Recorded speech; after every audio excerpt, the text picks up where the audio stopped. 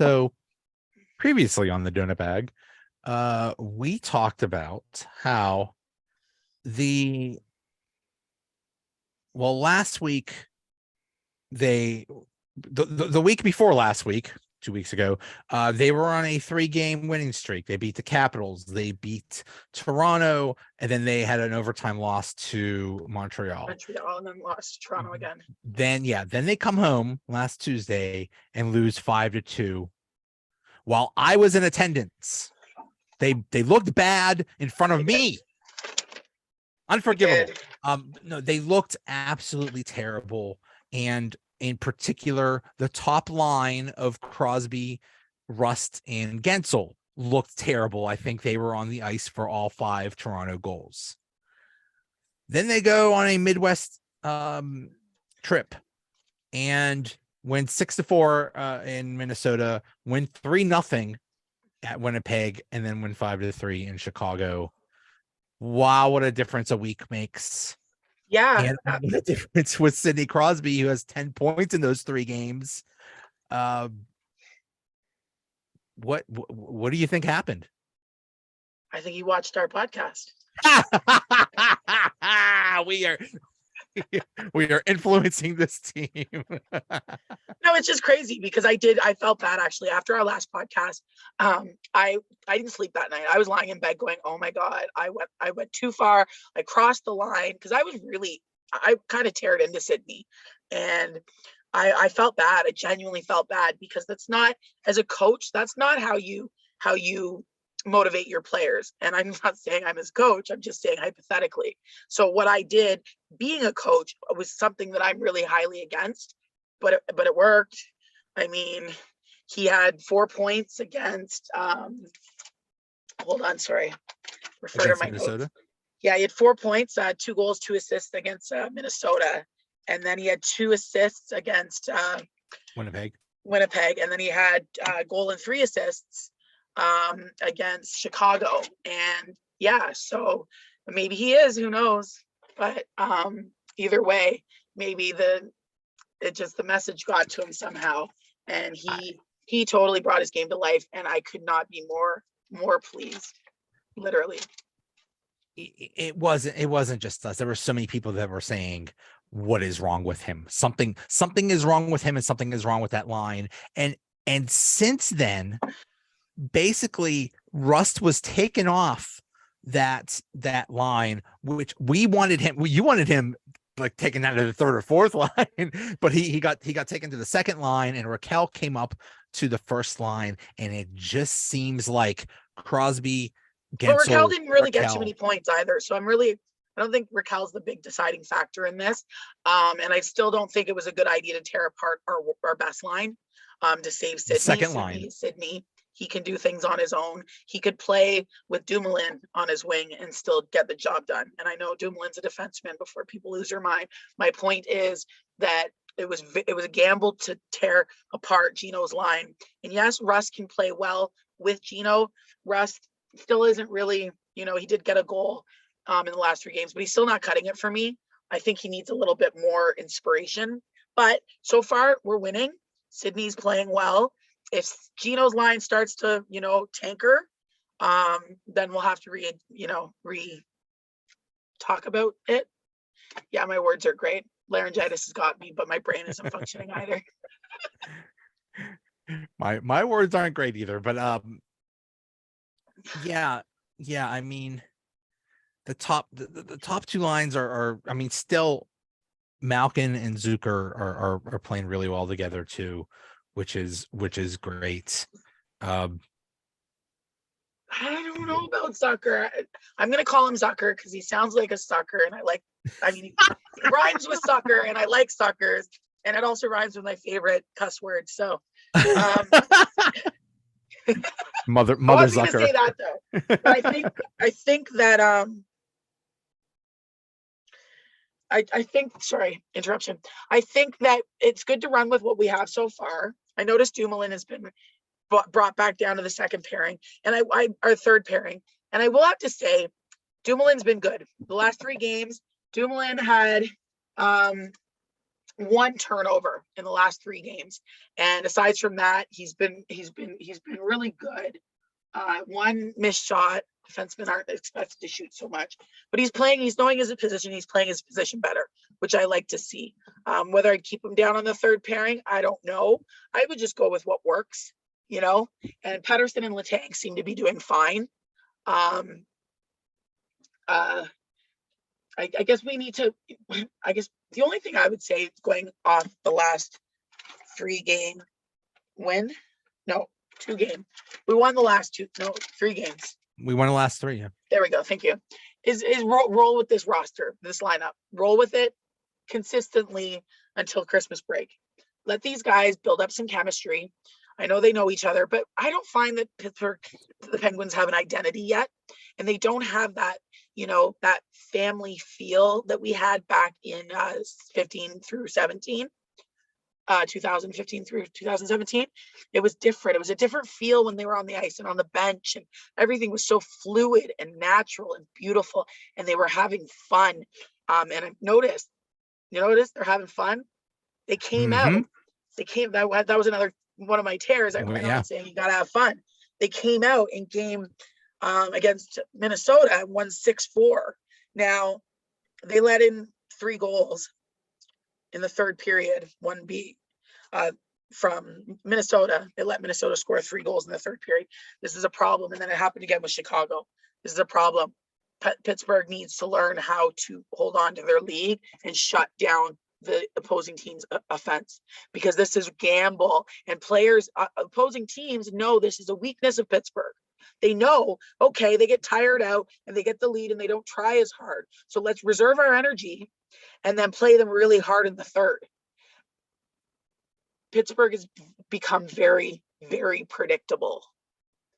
And that is something we need to change. It is so frustrating. It is so frustrating. And we've seen it so many times that they've given up leads. And just like you said, they don't change anything. It is predictable. They say, well, don't change the way you play. Well, you got to when you have a lead. Winning is nice. Do something about winning. Okay, it's okay to be more defensive. It's okay to play a more defensive style. The ground isn't going to open up and swallow you into the depths of hell. It's okay to play defensive, people. My goodness. Yeah, no, I totally agree with you. It's absolutely crazy. I think that it's early still. We played 19 games. We're starting to get our feet. We're finding our place on the team, like within the team and the lineups and stuff. Sullivan's been taking a few risks. Kapanen's been scratched. When's the last time Kapanen played? I think it was when we lost. The last time was that game where he had to play because somebody got sick. Montreal. Was it Montreal? Yeah. Montreal, yeah. And we lost in overtime. Not saying Kapanen's at the end all, but I think he might be either washed up or dealing with some serious mentality problems. And I'm not the type of person to give up on a player.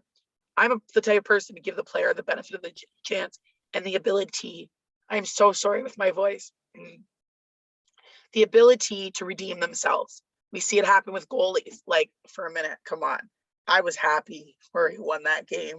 I'm sorry, but I was so happy Murray won. Oh, Murray, yeah. So happy. I cried. Good for him. And it was so like confusing for me, because it's like my team playing one of my favorite goalies, but Murray's had so many problems, and I was happy. It was one loss the Penguins had that I wasn't really upset about, but I got off track there. I'm sorry. But yeah, become less predictable. Big. The other thing is, Jarry has just been, in general, the past few weeks, horrible. Yeah. And on Saturday, he basically, he got the shutout, and that was a very well-earned shutout. Yeah. Very impressive. Hopefully that means he'll be okay. He'll be better now. Hopefully. It's tough. Goalies play hurt all the time. Goalies have a lot of pressure on them, and especially us in Pittsburgh. Like, I think we have 2 backup goalies. I'll say that till I'm blue in the face. Both goalies can be equally good, but also equally bad. And if we're going to run with that, we need to focus on health and mental health primarily. I speak a lot about mentality in this game, and I'll be honest with you, goalies have it the hardest. Yeah, it's the hardest position to play. Yeah. Not just because you're stopping pucks, but your whole team's relying on you. Yeah. So I know you keep track of the turnovers and the shots. What are you seeing these past few games? Okay, so the last 3 games, we had a total of 25 turnovers, which is a little high. You want me to break it down? Okay. Yep. So game 17 against the Wild, we had only 5 turnovers. 5 turnovers in the whole game. Yeah, man. Wow. I was so proud. That's really impressive. We go to Winnipeg and we had 11, and then 9 against Chicago. So if my math is right, that's 25. Okay. It's still too high. Turnovers are risky. Turnovers happen because players are just passing without looking. I know sometimes they happen because another player is the opposing player is paying attention to the player. Hockey IQ is big when it comes to turnovers and stuff. You got to be able to anticipate your opponent's next move. And our team is notorious for turnovers.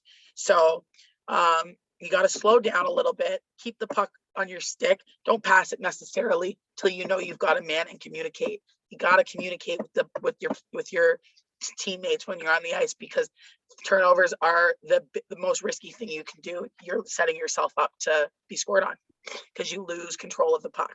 And we see that happen a lot of turnovers. But I got some news for you. Gino's still in first place. Wow. Okay. 6 turnovers in 3 games. We should make a trophy at the end of the year for you to keep track. It should look like a dunce cap. You remember those like dunce? I love you, Gino. I'm kidding. Not really kidding, but do better. So Gino is in first with 6 turnovers. Bear with me here. Letang. Nope. Who's second? Oh, Petrie is in second with 3. And tied for third with 2 is Rust, Zucker, McGinn, Patterson, Gensel, and Letang. 2 turnovers in 3 games. It's too much per player. I didn't hear Crosby on that list. Crosby did not make any turnovers. Wow. Yeah, he's really pulled up his boot socks, or whatever the phrase is. It's so hard to get around cussing. I'm a very colorful person, and I know we can't cuss on this podcast, so I'm always trying to come up with that. So, but 25 turnovers in 3 games is too much. I want to see that number down to 5 or less per game. 5 or less per game, and I'll be happy. But you know what's even better? Striving to make that 0. Communicate. Like I said, talk to your teammates. It's so important. Moving on, missed shots. 3 games, we had 36 missed shots. Now, this is another problem I have, because a missed shot is an opportunity lost to score. Now, I know sometimes players are rushed and they're just trying to dump it on the net and hoping for a deflection, or going off an opposing player's skate, but that's sloppy. That is sloppy to me. This is a controlled game. It's a game of seconds and inches, and you need to assert your dominance better, especially when it comes to shooting. I got some news for you though. Gino is not on this list. Gino, who is at the top of the list with the 18 missed shots, he had no missed shots in the last 3 games. Wow. 0. Yeah. Interesting. So maybe he heard our podcast too. Yeah. But hey, if you do, congratulations on the 1,000 games, Gino. Okay. Missed shots in first place is Zucker. I'm sticking with Zucker. I still say Connor. You know what? Play better, and we'll say your name right, buddy. That's it. Play better, and I'll say your name right. You earn your name. You earn a correct pronunciation of your name. We don't just hand out right names to people. You got to earn it. Oh my God, you're killing me. I can't laugh because it'll strip my voice even more. In second place, we have Brian Rust with 5. In third place, we have Sidney with 4. And then honorable mentions, we've got Raquel, Gensel, Pedersen, and Pedersen, all with 3. I need these players, all players that I just named, go on the ice after practice, take a bucket of pucks, and just shoot on the net. If you want to make things complicated, put some pylons or some dummies, player dummies, and for, what are the obstacles. But I want like 100 shots after practice, 100 pucks off all these players: Zucker, Rust, Sidney, Raquel, Gensel, and Pedersen. And you know what? Even Gino, I know he didn't have any in the last 3 games, but he's still leading the ranks in that department. You can't miss. You can't miss. And I know it sounds like, oh, you go do it. Okay. Sign me up. I'll do it. I'll show you how to do it. We'll show you. We'll show you. I'm on my way. But my point is, a missed shot is a missed opportunity, and we can't have that many. That being said, in 19 games played, we have 172 turnovers. That's almost 10 a game. And 234 missed shots. That's a lot. Yeah, it's a bit too high for my liking. And I normally don't really get into these 2 areas, but I decided to this year because it is a problem. Like, we've been known to be a turnover machine for a long time. And with the amount of talent and experience we have on this Pittsburgh team, they got to tighten those areas up. Yeah. And getting stronger on the dot. 87. They that should first have game after my rant, he was like 70%, and I was so happy. I'm like, oh my God, yay.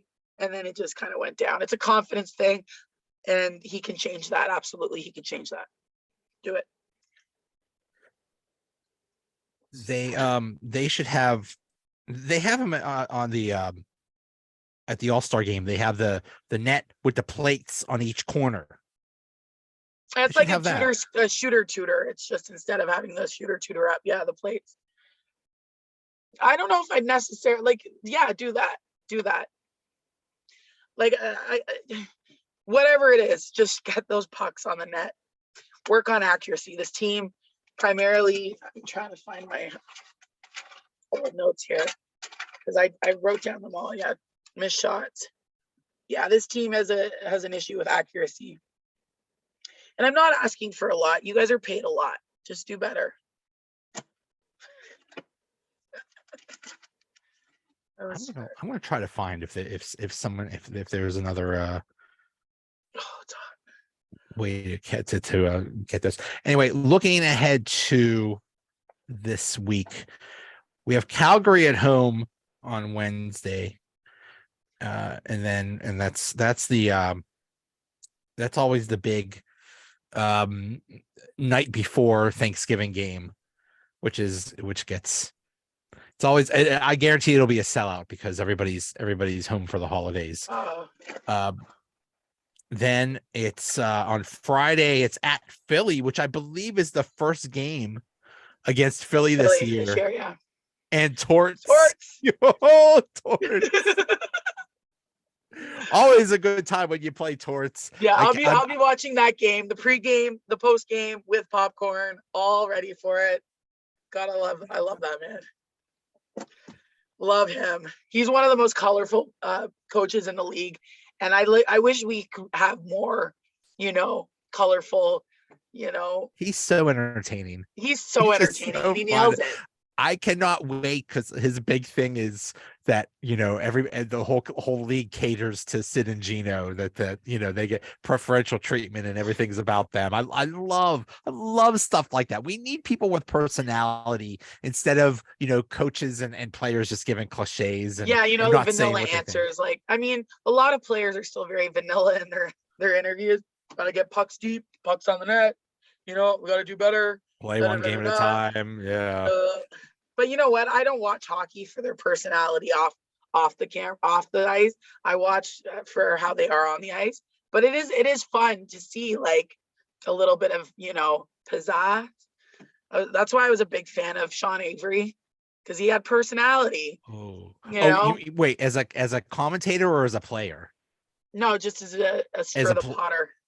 oh yeah, Yeah, I but loved him. he went a little too far sometimes. Nah, he was great. As far as licking players' faces, Yeah, when he got right in the goalie's face or whatever. I mean, even his own teammates were like, "Dude, stop that." nah, I just love it. I love that drama aspect. I like that.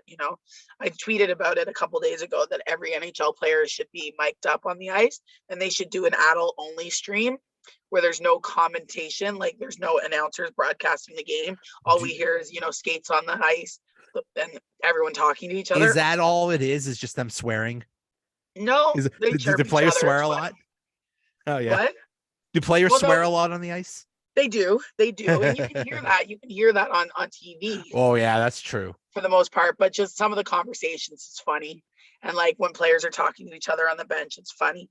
I guess being on many benches in my life, don't take that out of context, please.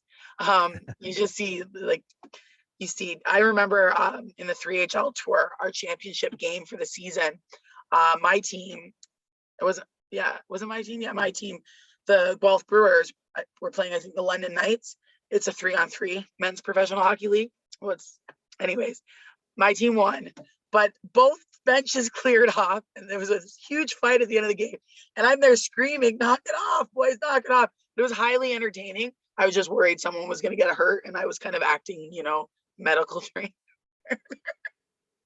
But it's fun. What It's fun. were you saying? Were you saying knock it off? And really, you were saying, "Come on, get him." Yeah, pretty much. I was like whispering, "Knock it off. Knock it off. Keep going. Stop it."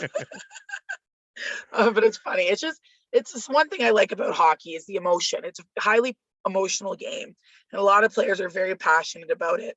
And I like that. I like, you see a lot of things like where our women say men are very, unemotional, they're closed off, or this, that, and the other, and that's an attack on men. And I apologize to all men for that on behalf of women. You don't deserve that. But in hockey, there's no holds bar. Those emotions fly, and you get to really see the organic person, the character, and whether you agree with them or not.